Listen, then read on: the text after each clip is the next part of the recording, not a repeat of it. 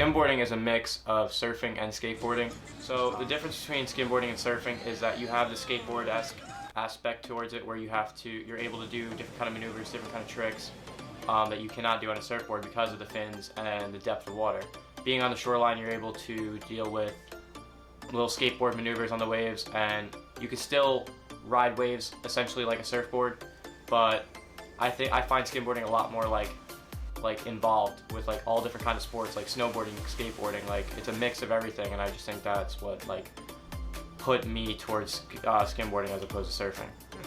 So a lot of people misinterpret the way this sport is. A lot of people think that it's just sliding back and forth on the shore, when there's a lot of different aspects that you can do. You can do kind of all tricks, you can ride waves, and essentially you're starting up on the shoreline with the board in your hand and you're running out to the wave as opposed to riding back and forth. This sport is a lot different than what people think. Like, I had a passion for skateboarding, but I loved the water at the same time, and then this sport is what tied those together, and essentially that's what I fell in love with.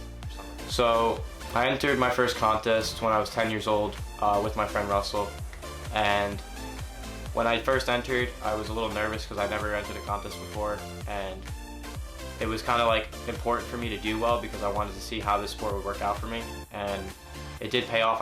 Me and my friend both placed in the top 4, and after that I kind of got like, it's kind of like an addiction. When you place somewhere, you do good at a contest, you want to keep doing it, so that's what started it. And after that, I just kept going and going until I really thought this could have been a professional career for me. And that's how it all tied down until this year, until I won my semi-pro contest, and eventually I soon went pro after that. What are you gonna do? Go pro! We're going pro! Yeah, boy! Going pro! Going pro! So being a professional athlete has a lot of responsibilities, as to, you want to be a role model for amateur skimboarders because they want to look up to you and they want to try to become what you are. And essentially you want to do good in contests, obviously, but you want to represent the sport in the proper way. You don't want to be seen as something else. You want to be a positive role model, and especially with having sponsorships and stuff like that. I'm sponsored by 2 companies. I'm sponsored by XL Skimboards, and I'm sponsored by a new clothing company that a friend of mine just started. So being a part of different organizations and brands and stuff like that, you want to represent it in the proper way. So I hope to continue competing in skimboarding. I definitely love the sport, and I hope that I'm able to push myself to have more success in my professional career.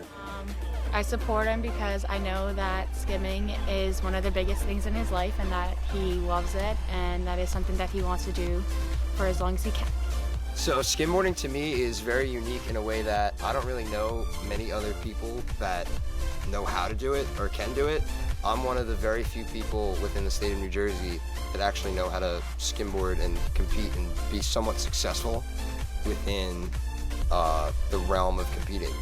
In the near future, I definitely see skimboarding as being much more progressive than it has been with social media and, you know, everyone posting the new trick they landed, or you know, the biggest wave or newest spot that they found or something.